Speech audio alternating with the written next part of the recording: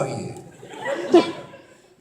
10, and you're using words like impactful, respect. Clearly the education system in Des Moines is top. Very impressed. Funnily enough, it's probably. Hey! Don't worry!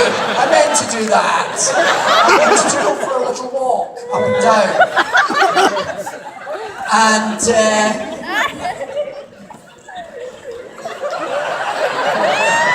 this is what I meant to do all along. This was what I was aiming for.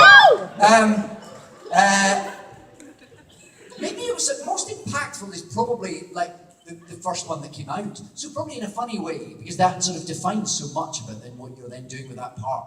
Because it's one of these things, it's so loved and it's gone on for so many years and people are sort of desperately waiting to see what you're going to do with it.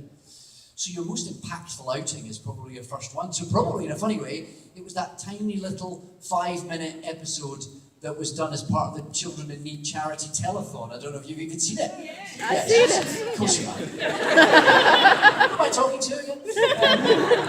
So yeah, probably that was my most impactful in terms of it was my first sort of go at it. Of course it wasn't. We'd shot lots of other episodes before we did that one, but that was the first one that was let loose out into the public, you know.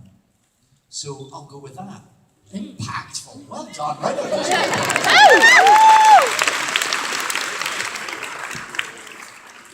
Back in the middle. Back in the middle. I was curious about the phrase Alonzi. Like, where did that start? Did you?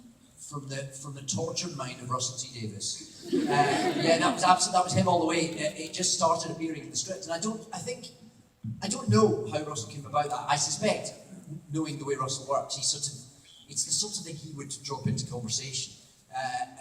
And I suspect he sprinkled it into a script without thinking too much about it because it felt doctorish and perky and jaunty.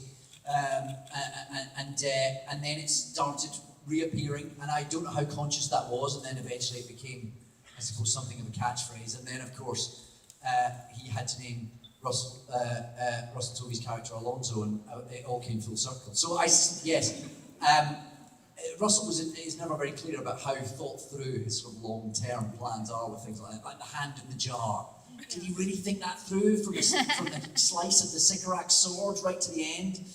I don't know if he does, or if he sort of retrofits all that stuff. But that's a testament to his brilliant brain, and that's where Alonzo came from. Great question. Hello. Hello. By the way, I think you're fantastic. Oh, My I like question. it here in Des Moines. So my question for you is, when you were leaving as the Doctor from Doctor Who, were you ready to pass the torch, or were you wanting to stay on for a couple more seasons? It's a hard one. I made the choice to leave. You know, I could have stayed, I suppose. I talked to Stephen Moffat about the possibility of it. And then eventually you just have to go, if I don't leave now, I probably will stay until I'm no longer welcome. And that would be a terrible thing. So I think I probably have to screw my courage to my sticking post and decide to move on while people might want to see more of me. I think it's always better to leave them wanting more, I think.